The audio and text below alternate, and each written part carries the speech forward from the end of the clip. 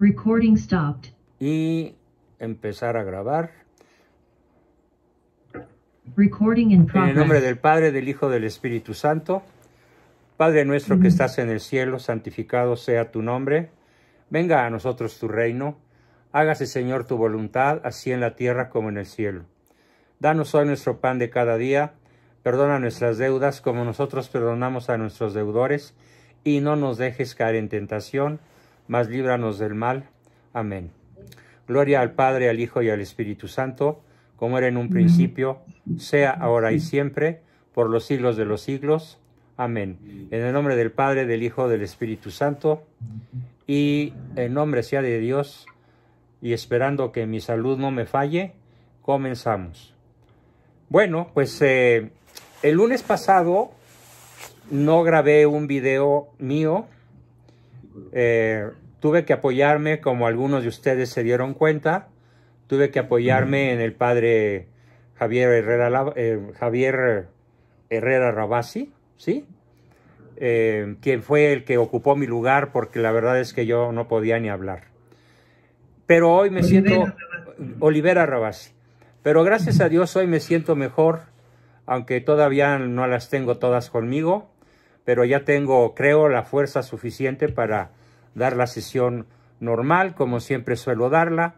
Así que el tema de hoy no es repetición de lunes, como otros miércoles, pero sí es el mismo tema general de lo que yo quise transmitir el lunes, con la participación de ese inteligentísimo y virtuoso sacerdote, pero ahora pues yo tomo la voz cantante para platicarles, para comenzar, una corrección fraterna que quiero hacerle a algunas personas que han escrito impropiamente, inadecuadamente, una expresión que no tiene nada de cristiana, que no tiene nada de católica.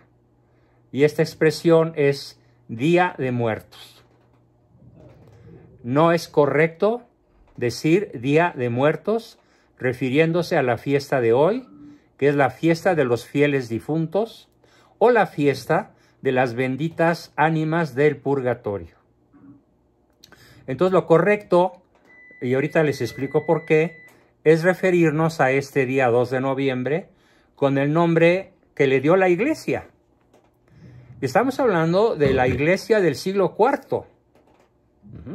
Allá un poquito después de la conversión de Constantino y de la conversión de casi toda Roma al cristianismo, la Iglesia empezó a celebrar la fiesta de ayer de todos los santos, porque los mártires ya eran tantos que no había manera de celebrarlo a cada uno en su día de martirio, porque incluso llegó a haber ejecuciones masivas, sobre todo cuando los cristianos eran echados por centenares en un mismo día, o por miles en las festividades de las bacanales y de otras fiestas como las saturnales y otras muchas fiestas romanas del calendario pagano, pues las celebraban echándoles los cristianos a los leones y a los tigres del Coliseo, en el centro de Roma.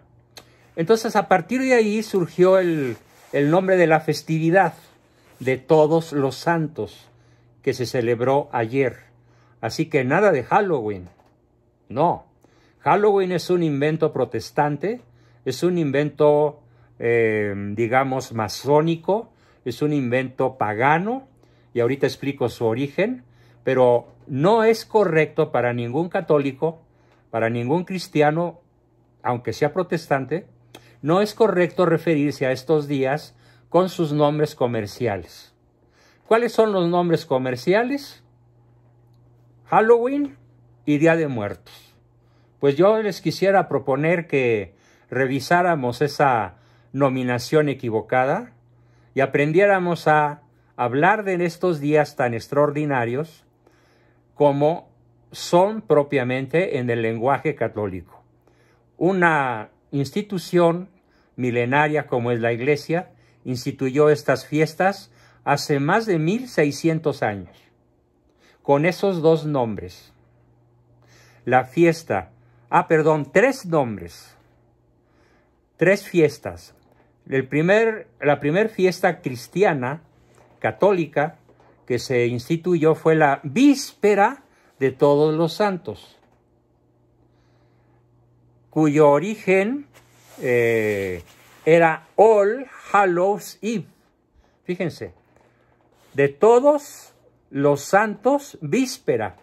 Eve es víspera, Hallows es santos y All es todos. Entonces, ¿cómo se le llamó a la fiesta desde hace milenios, desde hace 1600 años o más? Se le llamó All Hallows Eve, que se tradujo posteriormente a Halloween.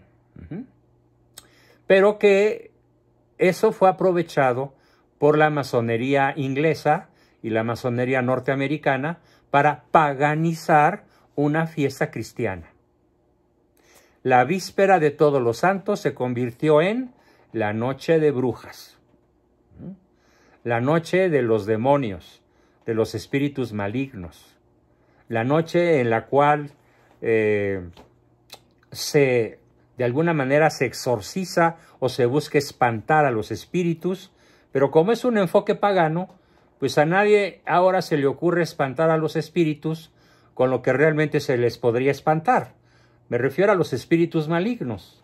No me refiero a los espíritus de las almas de las personas que ya murieron y que la mejor manera de decirlo es, nos antecedieron en el sueño de la paz, nos antecedieron en la visión beatífica.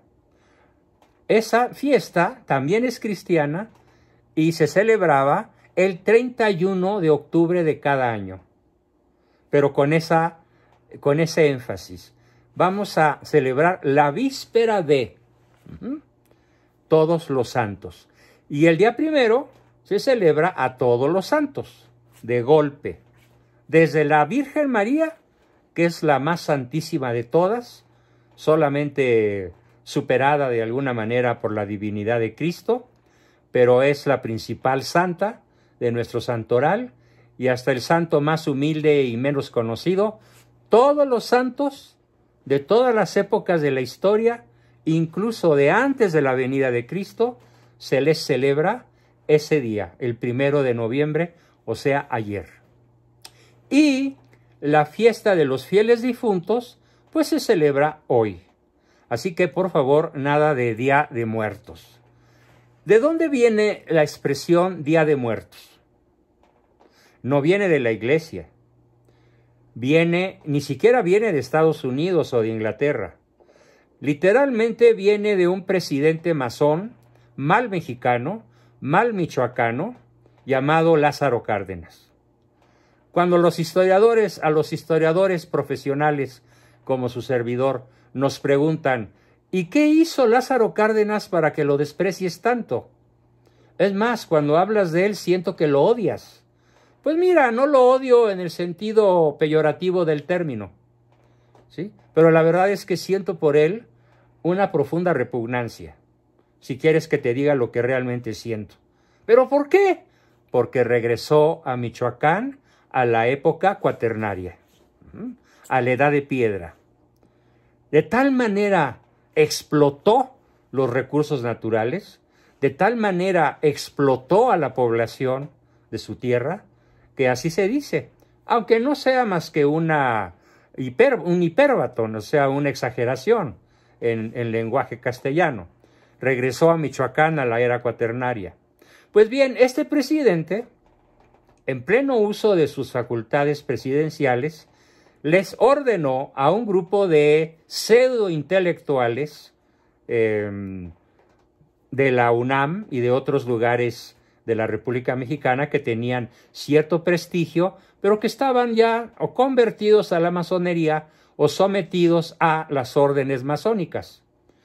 Como de hecho la Iglesia ha estado aplastada hasta que ahora se atrevió a hablar, rompiendo el pacto masónico que se firmó en 1929 de la sumisión de la Iglesia al gobierno masónico mexicano, como lo expliqué ya en clases anteriores.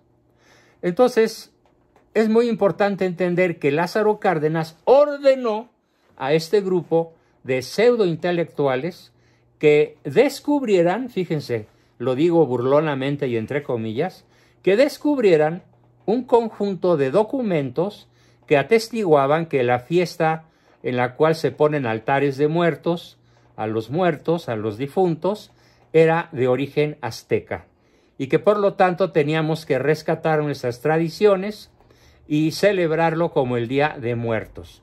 ¿Con qué ánimo lo hizo? Pues obviamente con el ánimo de sustituir, como de hecho se ha sustituido, la Navidad con Santa Claus, el mes de mayo con la fiesta del Día de las Madres, el Día del Sagrado Corazón con el Día del Padre, el conejo, la fiesta de la Resurrección de Cristo con el conejo de Pascua, y así sucesivamente. Nuestras fiestas cristianas y católicas han sido o sustituidas por fiestas paganas, o han sido eliminadas, o han sido bocabajeadas y colocadas bajo la égida, bajo el poder de la masonería. Así que ahí tienen el origen de la expresión Día de Muertos. Por eso cuando alguien escribe en el chat Día de Muertos, pues sí me da cosa, me causa dolor que la gente no conozca algo tan importante como el origen de esta falsa fiesta, que no fue nada que los aztecas practicaran, ni pusieran altares, ni nada por el estilo. En todo caso, lo que sí celebraron los aztecas fue la muerte. Yo tengo un libro que se llama Mesoamérica Precortesiana, Continente de la Muerte. ¿Por qué? Porque los aztecas celebraban sus fiestas, incluso la más importante, la fiesta fundacional de Tenochtitlan, hasta con 80,000 asesinatos, con 80,000 sacrificios humanos. Eran ríos de sangre durante semanas. Era una fiesta literalmente, como lo dice Motolinía, un fraile que conoció a 1 metro de distancia lo que estaba sucediendo. Era una fiesta en honor al demonio. Era México la antesala del infierno en la tierra.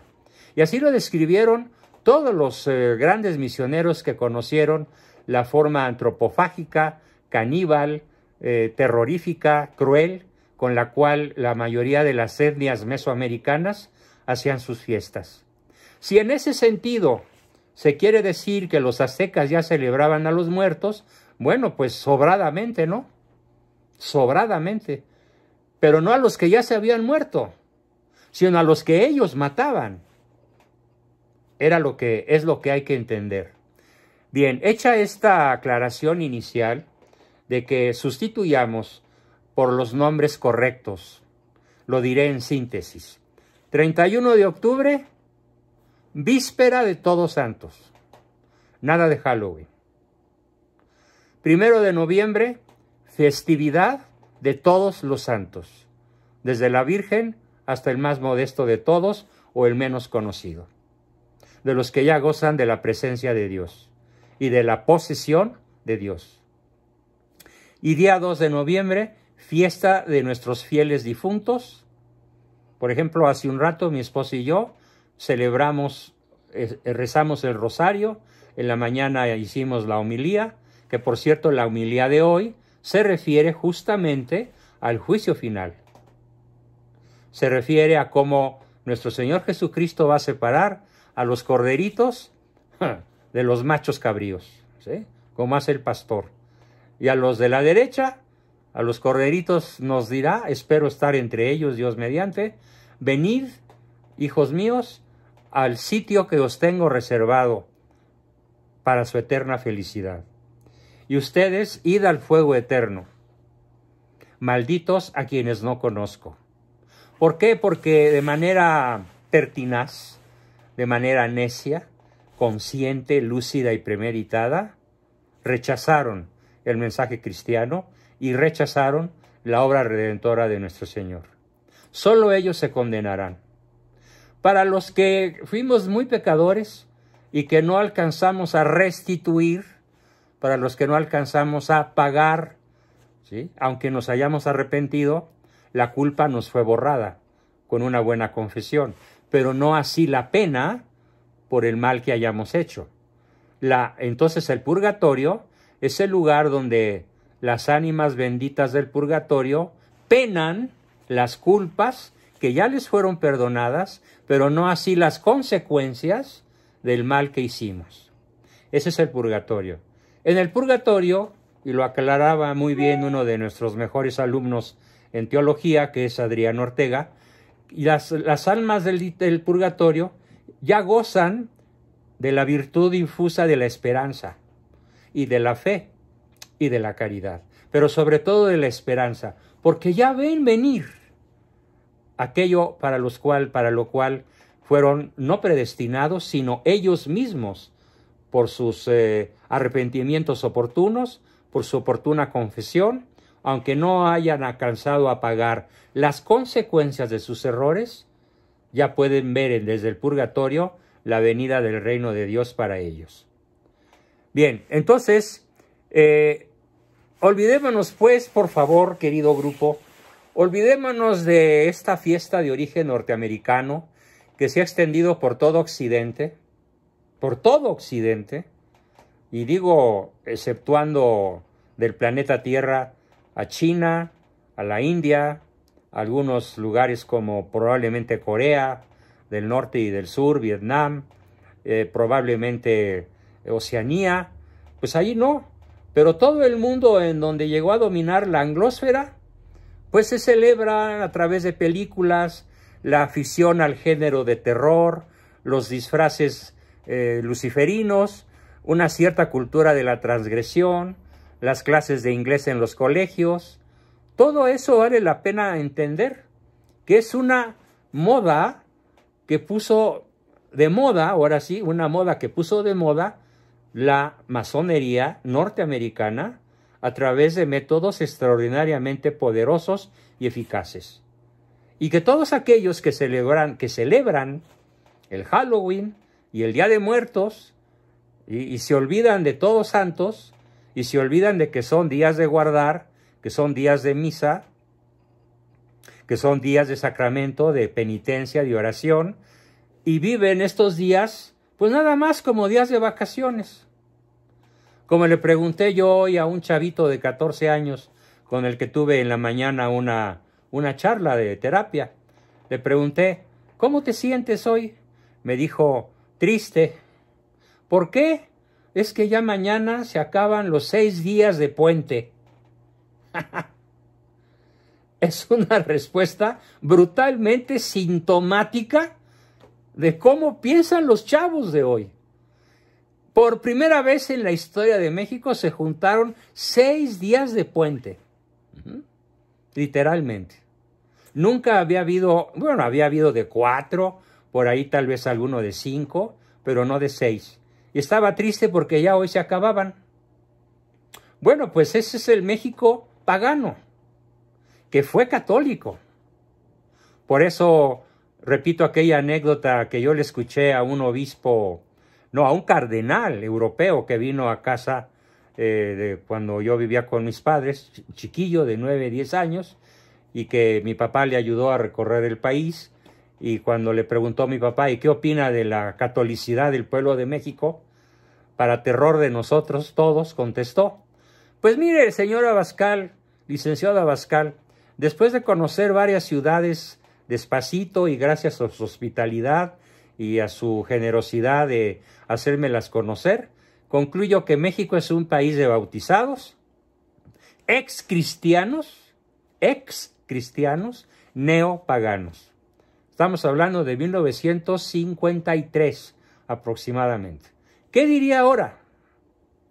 Con estas fiestas que se dividen en varios grupos, de los cuales hablaré un poquito más adelante, pero ya quedamos como introducción. Ahora vamos a la parte medular, ¿sí? Hay que entender que lo que los trajeron los ingleses a través de todos sus medios masivos de desinformación son de origen celta. O sea, los celtas, antes de ser cristianos, sí, fueron cristianizados, los habitantes de Irlanda por San Patricio. Allí habitaban o habitan todavía los descendientes de la tribu o raza celta o celtíbera, y desde el siglo VI antes de Cristo, ya los celtas de esa parte le celebraban estos días con el nombre de Samhain o Samhain, festividad del sol, que se iniciaba la noche del 31 de octubre, porque marcaba el fin del verano y el fin de las cosechas. Y entonces era lo que ellos celebraban. Pero además creían que el Dios de los muertos, creían en el Dios de los muertos, permitía que esa noche, fíjense muy bien, y esto lo creen muchos mexicanos todavía, desgraciadamente, los difuntos volvieran a la tierra. Cosa preocupante y terrorífica para los vivos, que tenían que buscar las formas de protegerse, bien con sacrificios a veces humanos. Bueno, ¿qué les platico? El día 31 de octubre, en los Estados Unidos, hubo noticias de desaparición de jovencitas de 14, 15 o 16 años, con una particularidad, vírgenes. ¿Y para qué desaparecieron? Para ser sacrificadas. Pero algunas fueron raptadas 9 o 10 meses antes, u 8 meses antes, con el fin de celebrar un sacrificio humano que consiste en sacar al bebé todavía no nacido, matarlo, comerse el corazón, el sacerdote principal de la secta, y hacer que los participantes beban la sangre del bebé y de la persona sacrificada. Esto se usa hoy en muchos lugares de la Unión Americana, en algunos de Inglaterra, en menos en Europa, para nada en Oriente. No creo que se haga en México, más que como excepción, pero es una práctica en los Estados Unidos del siglo XXI, la celebración de sacrificios humanos. El día de la víspera de Todos los Santos, que ellos llaman justamente Halloween.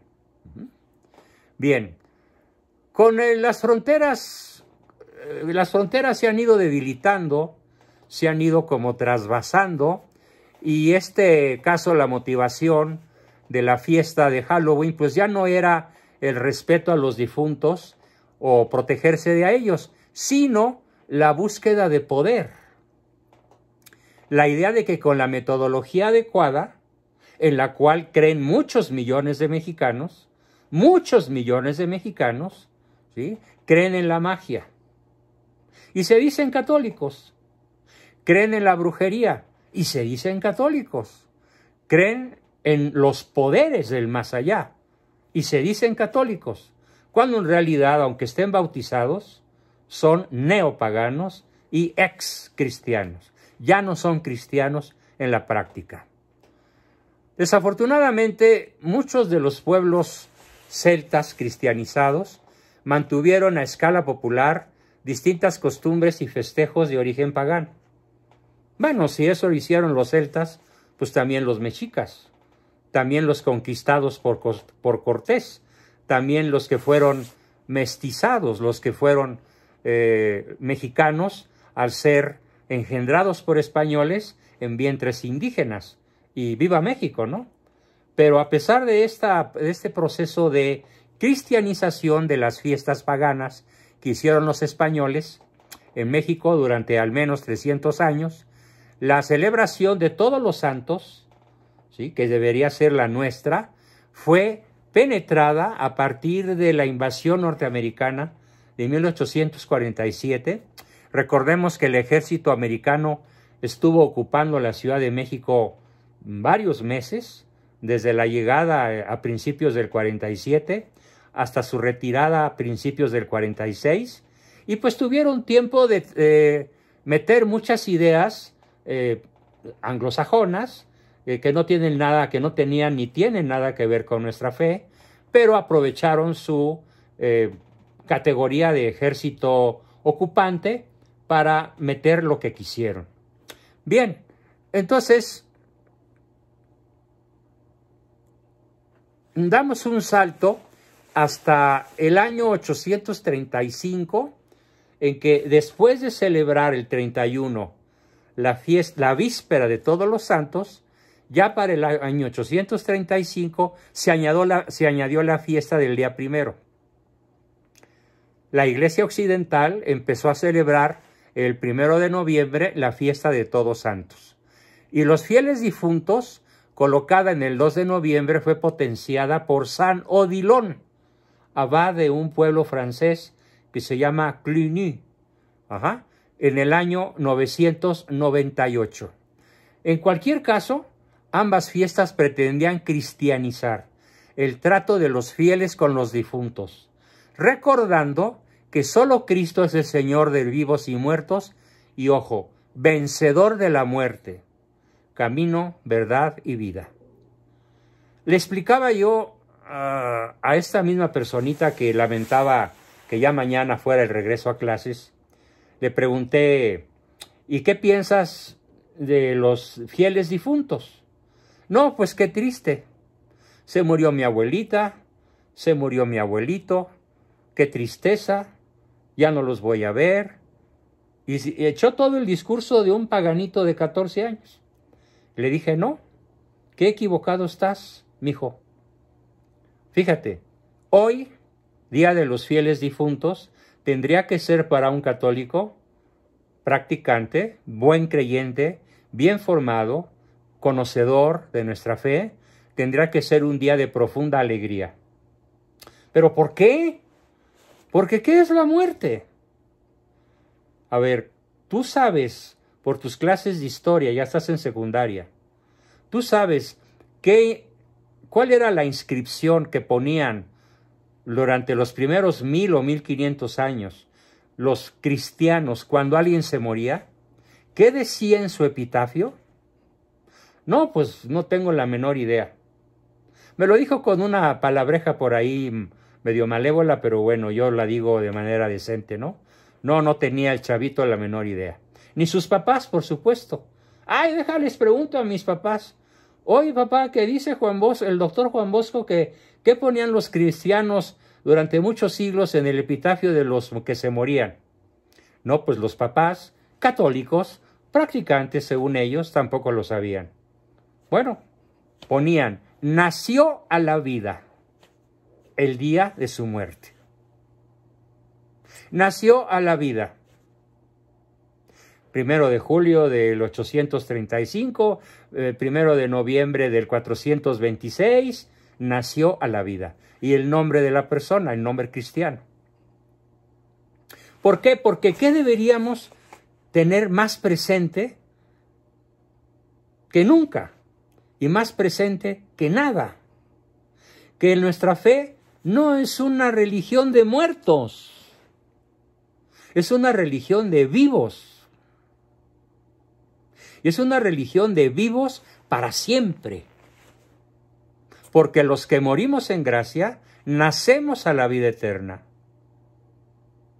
Y si estamos celebrando a las ánimas benditas del purgatorio, ellos ya están a un paso de la vida eterna.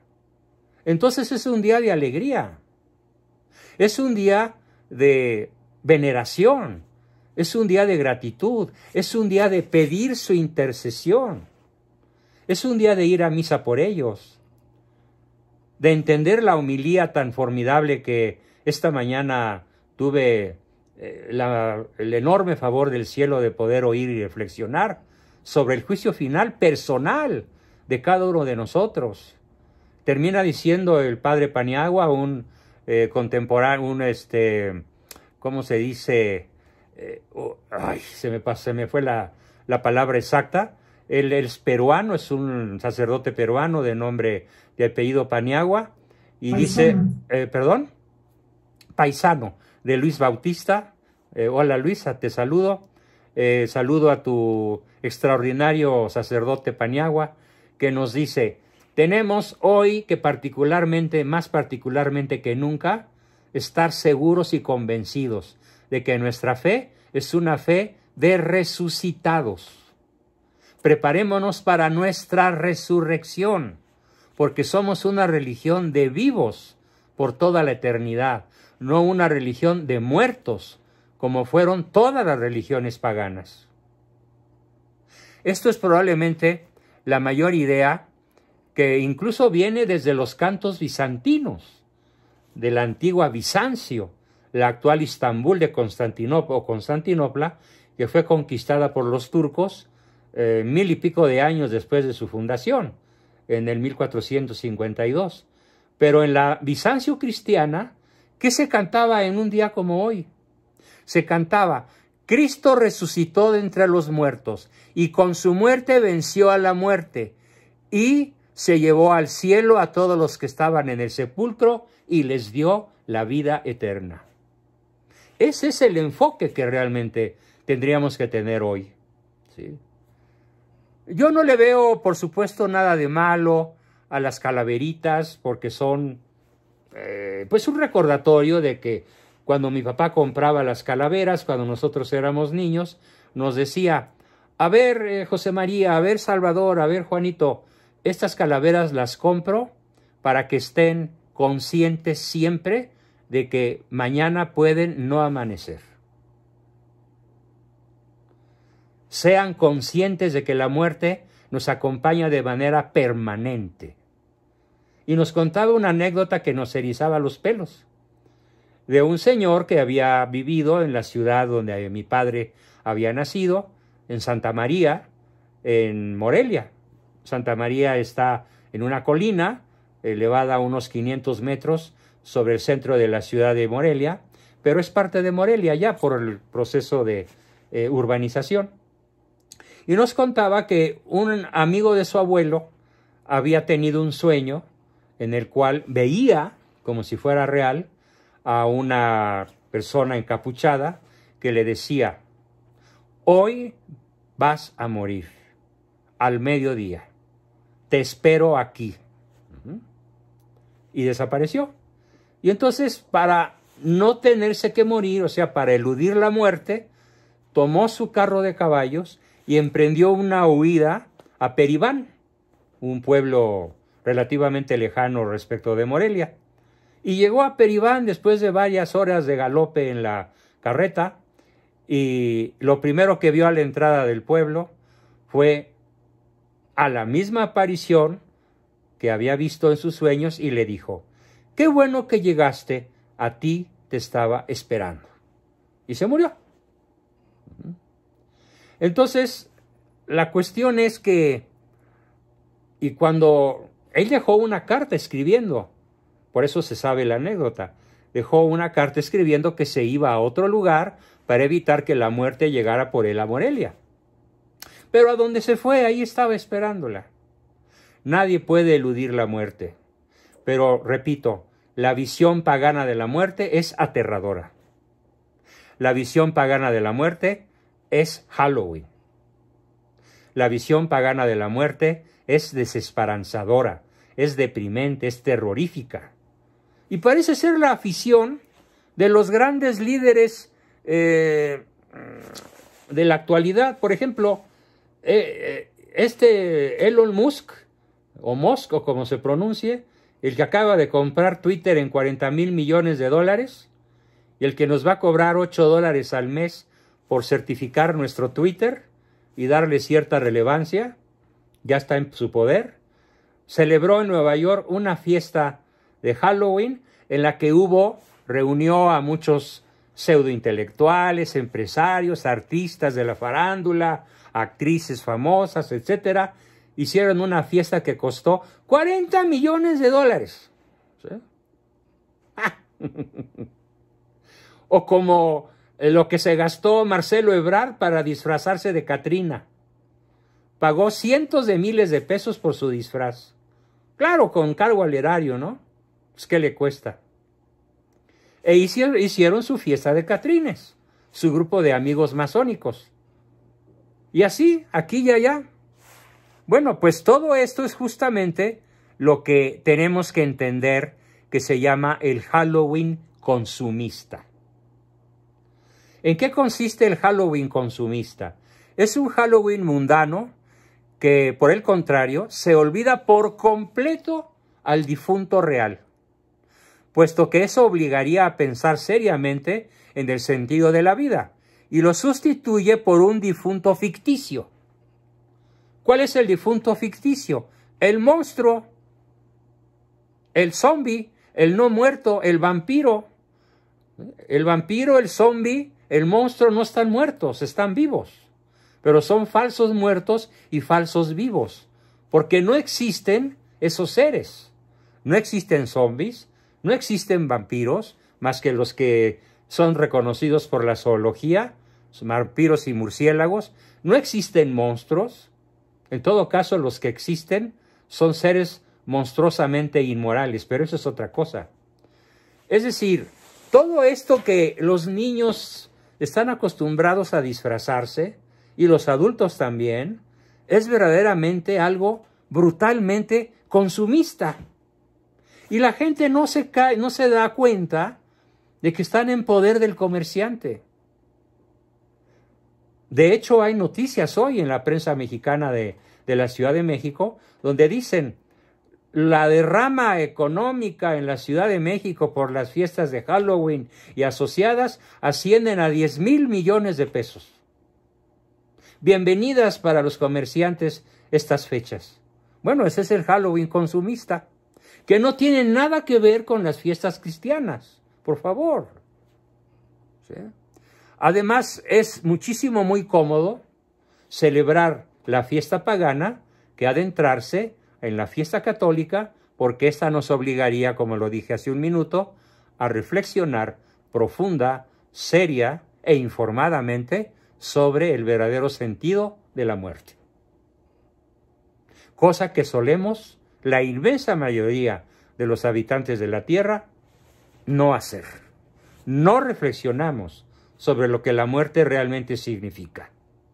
Si supiéramos verdaderamente lo que es la muerte, nos apresuraríamos a tomar las decisiones adecuadas para recuperar el estado de gracia y, ojo, jamás perderlo. El que realmente sabe lo que es la muerte procuraría nunca perder su estado de gracia, o recuperarlo instantáneamente con un buen acto de contrición perfecta y con una confesión lo más cercana posible. Bien, entonces los comercios pues han apoyado la fiesta porque les conviene vender. ¿Qué se vende? Se vende turismo, turismo Halloween, ciudad Halloween, hotel Halloween. No, bueno, se vende alcohol, disfraces, cine, teatro, ocio, ociosidad, fiesta en general.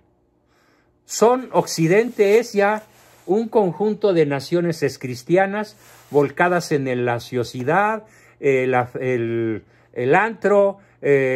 Por ejemplo, España es famosa por sus fiestas de Halloween. Y muchas personas de todo el continente americano, desde Alaska hasta Patagonia, viajan a España a celebrar estas fiestas en el sentido pagano. Porque España se ha especializado en ser el país antiguamente más católico y probablemente hoy el país más sometido a los designios de la masonería y más anticristiano. Aunque todavía hay núcleos de población muy católicos, muy valerosos, muy asertivos, como los que comanda don Santiago Abascal. No es mi pariente, pero hace honor al apellido, con su partido católico, Vox. ¿Sí? Pero Vox es minoría, si lo comparamos con los otros partidos que generalmente ganan las elecciones. Las tiendas de disfraces hace años que tienen comprobado que los disfraces femeninos que se venden o se alquilan más no son estrictamente de miedo, sino sexys, diableza sexy, bruja sexy, vampiresa sexy. Es lo que más se vende. Y sí, cualquiera de nosotros con cierta capacidad de observación lo puede comprobar. Las mujeres piden verse guapas, que vayamos a donde vayamos, queremos un esqueleto ceñido, provocativo y que el maquillaje favorezca, aunque sea de calavera. Y las niñas pequeñas quieren lo que salga en la tele, las muñecas, el Monster High y otras fruslerías que se venden a través de los medios masivos de desinformación. Pero Este Halloween podría ser un tanto inocuo, porque básicamente es comercial. Y bueno, de alguna manera pues se obtienen ciertos beneficios para la sociedad. Pero hay un Halloween con el que quiero terminar mi exposición de hoy y que se llama el Halloween esotérico o satanista. Ese es el que verdaderamente tenemos la obligación de combatir en todas las formas a nuestro alcance. ¿Cuál es el Halloween al que me estoy refiriendo a partir de estos momentos? El Halloween, pues, que vamos a llamar el Halloween esotérico o satánico. Vamos a ver. Es un enorme peligro el Halloween mundano o consumista, porque va preparándonos para aquello que realmente es el Halloween esotérico o demoníaco. El primero anima a disfrutar al límite esa noche especial, con un elemento de arriésgate, asume peligros, ponte atractiva, etc. Pero el segundo refuerza una idea diferente y profundamente peligrosa. El Halloween satánico dice: en esta noche especial, da un paso más, arriésgate a lo sobrenatural y adquirirás poder. No está muy extendido todavía en México, pero para allá vamos. Gracias a la influencia norteamericana y a la influencia de los medios masivos en todas sus denominaciones, cine, radio, prensa, televisión, pasquines, etc., insisten en que esta noche especial es una noche en si conjuramos de modo favorable para él al demonio, nos dará poder. Es la esencia del Halloween pagano. Una noche especial para adquirir poder. El poder de obtener dinero, el poder de hacerle mal al enemigo, el poder de vengarme de los agravios, o simplemente el poder, por el poder mismo. Los grupos satánicos, esotéricos y brujeriles en general, heredaron de los celtas, fíjense, estamos hablando de 2600 años. De esa manera persiste el demonio en nuestra cultura. Hemos heredado de los celtas la idea de que se trata de una noche poderosa, en la que los rituales nos permiten obtener poder, ¿sí? Es evidente que en otras culturas africanas o asiáticas, las noches poderosas para hacer brujería no son estas. Digamos que Oriente tiene sus propios días, ¿sí? Y por lo tanto, la lógica nos señala que no hay ninguna noche más poderosa que otra. Ninguna noche es más poderosa que otra de modo intrínseco, porque si cada cultura, la hindú, la china, la japonesa, tienen sus propias noches de brujas, que no son las fiestas de estos días, evidentemente, pues ninguna noche es más poderosa ni más débil que otra. Ex-satanistas nos platican que en esa noche se realizan los rituales supuestamente de, entre comillas, más poder, para los que algunos grupos intentan conseguir víctimas humanas, que pueden ser voluntarios fanáticos, jóvenes drogados, o bebés o niños. Pero en nuestra sociedad postmoderna, matar a una persona y hacerla desaparecer sin más es muy complicado. Pero los miembros de estas sectas dicen que emplean la fecha como el Año Nuevo satánico y celebran el cumpleaños del diablo. Pero ahora viene la gran pregunta: ¿hay un verdadero poder mágico? ¿Existen estos poderes verdaderamente en personas que conjuran e invocan al demonio? Lamentablemente sí. Lamentablemente sí. El mundo de lo sobrenatural, demoníaco, es una tremenda, terrorífica, bestial, es la bestia del Apocalipsis, bestial realidad. Pero hay que decirlo despacio y de manera reflexiva. La Iglesia nos va a decir la iglesia les va a decir a los brujos, si obtienen algún poder, el que sea, será de origen demoníaco. Será por solo un tiempo muy corto, será muy engañoso y a un precio tan excesivamente caro que resultará impagable. Esa es la advertencia de la iglesia. Sí, puedes adquirir poder, pero será demoníaco. Te durará un tiempo muy corto, será engañoso y pagarás un costo tan caro que te será impagable. Tratar con lo demoníaco, dice la iglesia, es como tratar con la mafia, con cualquier mafia. La mafia de Sinaloa, la mafia de las 16 mafias que hay aquí en el Distrito Federal, la mafia italiana, la que gusten, la mafia rusa, no se diga. Es como tratar con la mafia que te asegura protección y te engancha y te cobra tarifas brutales.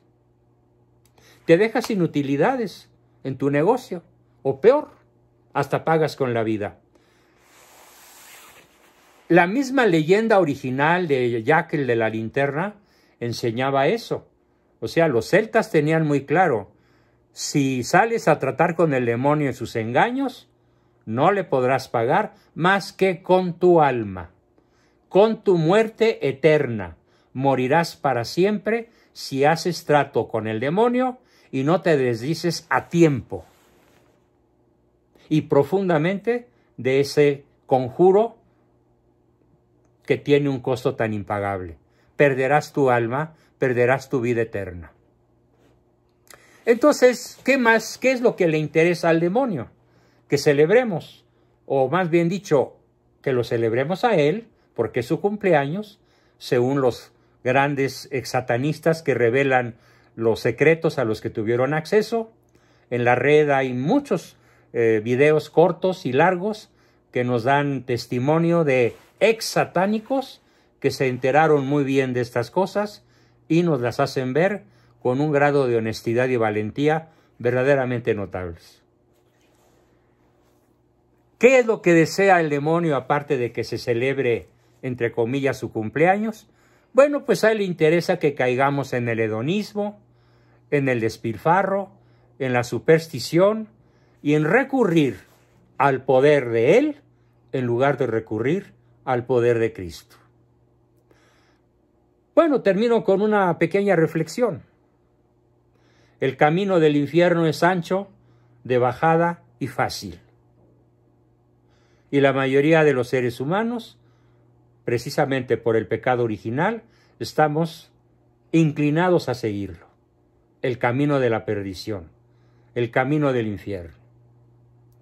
Y el camino a la gloria es cuesta arriba, lleno de piedras, llena de obstáculos, llena de críticas, llena de descalificaciones del mundo, dolorosa, pero para los que tenemos esperanza, tremendamente alegre y llena de aventuras maravillosas.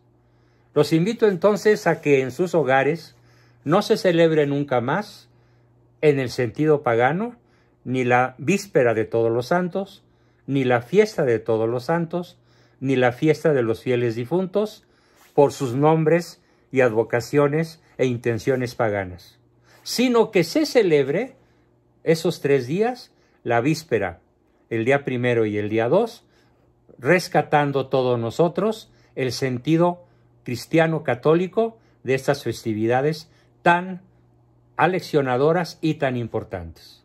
Bien, pues esta fue mi exposición del día de hoy, con suma oportunidad por la fecha en la que estamos celebrando todos, y adelante con sus preguntas, comentarios, aportaciones, dudas y todo lo que gusten. Sigifredo tiene la mano levantada. Adelante, Sigifredo. Sí, yo quería comentar que el padre Luis Toro tiene una prédica muy buena acerca de esto. Inclusive él ahondó en lo que es el altar de muertos